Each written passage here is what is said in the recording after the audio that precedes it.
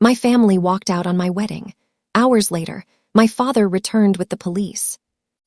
I used to believe weddings were about love. White dresses, soft music, promises whispered under chandeliers and flowers. I was wrong. My wedding was about power, control, and punishment. And it became the day my family lost me forever. Chapter 1. The day I thought I'd won. The ballroom smelled like roses and fresh linen. Sunlight poured through the tall glass windows, turning everything golden. Guests were seated. Music played softly. And I stood behind the doors in my wedding dress, hands shaking, not from fear, but from happiness. I was finally free. Free from my father's rules. Free from my mother's silence. Free from a family that measured love by obedience. Ethan held my hands and smiled. "You ready?" he whispered. I nodded. I've waited my whole life for this. The doors opened. I stepped forward. And that's when I noticed something was wrong. My side of the aisle was empty. Rows and rows of empty chairs. No parents. No siblings. No aunts, uncles, cousins. Just nothing. A low murmur rippled through the room. I stopped walking. "Ethan," I whispered, "where's my family?" He frowned. They said they were coming. I scanned the room again, my heart pounding harder with every second. Then my phone vibrated. A message. "Dad, this wedding will not happen with our blessing. You chose him over your family. Live with it." My knees almost gave out. My mother didn't call. My brother didn't text. No explanation, no warning. They had planned this. To humiliate me. To punish me. To remind me that in their world, love was conditional. I swallowed hard, lifted my chin, and did the unthinkable. I walked down the aisle anyway. Chapter 2, saying I do without them. People stared. Some whispered. Some looked uncomfortable. Some looked proud. Ethan squeezed my hands as we stood at the altar. "I'm here," he said softly, "no matter what." When the officiant asked if anyone objected, silence filled the room. And then something inside me snapped. I realized something important. My family wasn't my foundation. They were my cage. I said my vows with a steady voice. "I choose you, even if the world turns its back on me." Tears ran down Ethan's face as he said his. We kissed. Applause erupted. And for a moment, I thought it was over. I thought the worst had passed. I was wrong. Chapter 3, the calm before the storm. The reception began. Music, food, laughter. But an unease settled in my chest. My phone kept buzzing. Unknown numbers. Voicemails. Texts I didn't open. Then the music stopped. The doors at the back of the ballroom burst open. 2 police officers walked in.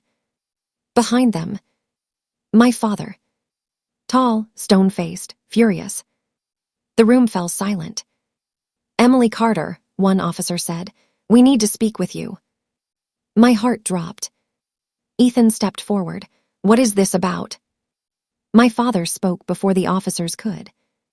"She's committing fraud," he said coldly, "and emotional manipulation. This marriage is illegitimate." Gasps filled the room.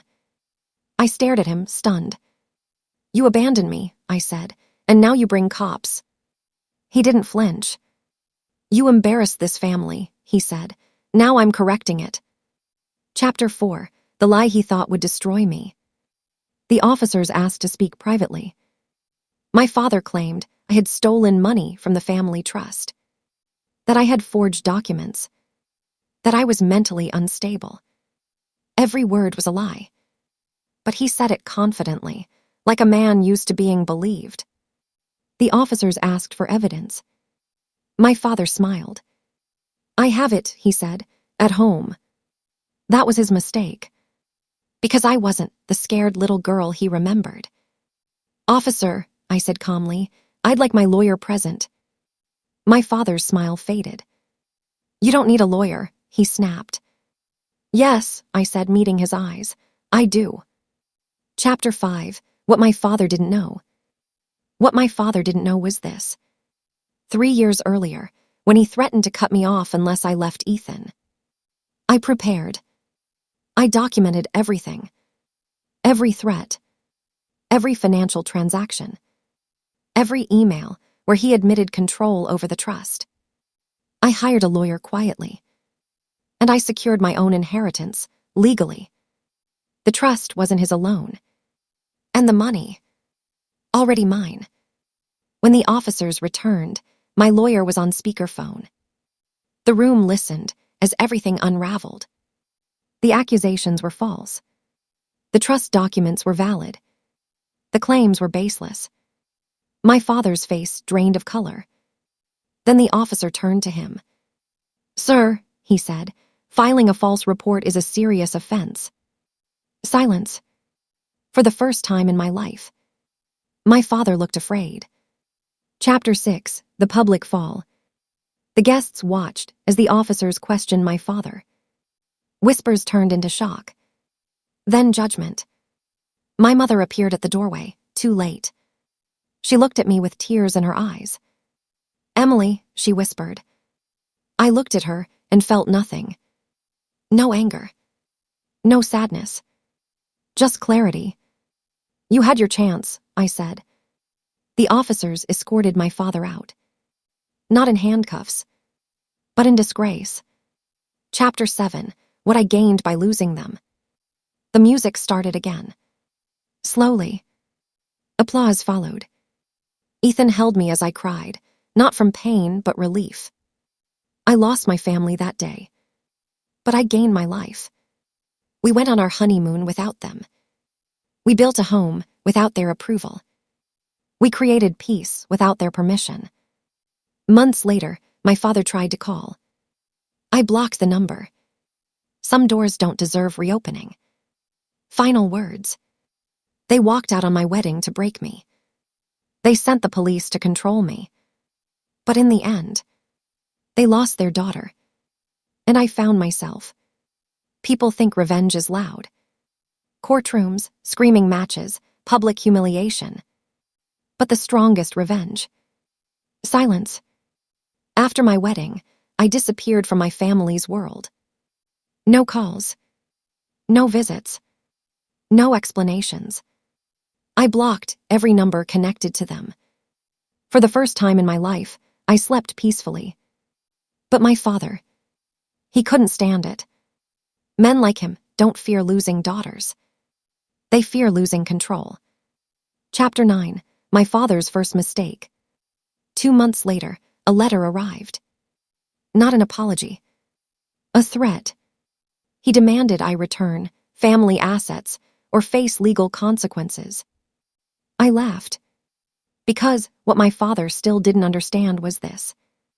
I wasn't reacting anymore. I was planning.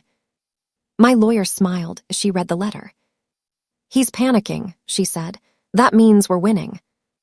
What happens now? I asked. She slid a folder across the table. We finish this. Chapter 10. The truth comes out. My father had built his reputation on power and respect. But reputations are fragile. We filed a countersuit. Not emotional. Not dramatic. Precise. False police report. Financial coercion. Emotional abuse, documented over years. Emails. Voice recordings. Signed threats. Everything.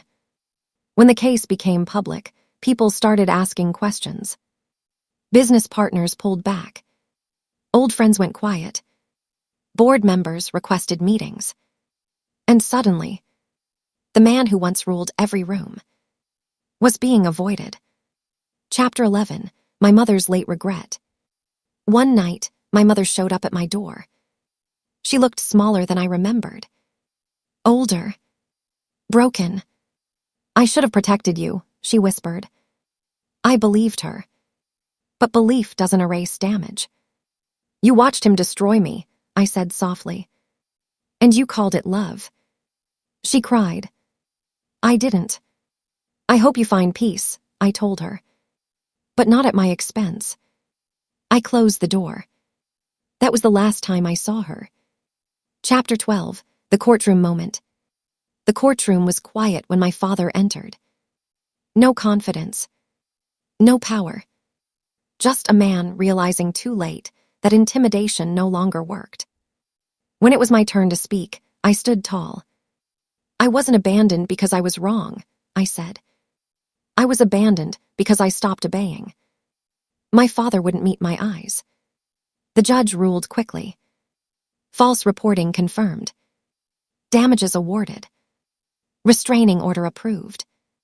And just like that, the man who once controlled my life lost legal access to it forever. Chapter 13, What hurt him the most. It wasn't the money. It wasn't the reputation. It was this. I didn't ask him to love me. I didn't ask him to change. I simply walked away. Men like my father don't survive irrelevance. Chapter 14, 5 years later.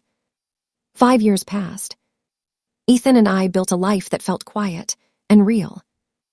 A home full of laughter. Careers built on choice, not pressure. Love without conditions. One afternoon, I saw my father's name in the news. Former executive. Legal troubles. Estranged family. I felt nothing. No victory. No bitterness. Just closure. Final chapter. The wedding wasn't the end. They thought abandoning me at my wedding would break me. They thought sending the police would scare me. But that day didn't end my life. It started it. I didn't win by destroying them. I won by becoming untouchable. And that was the revenge they never saw coming. The end.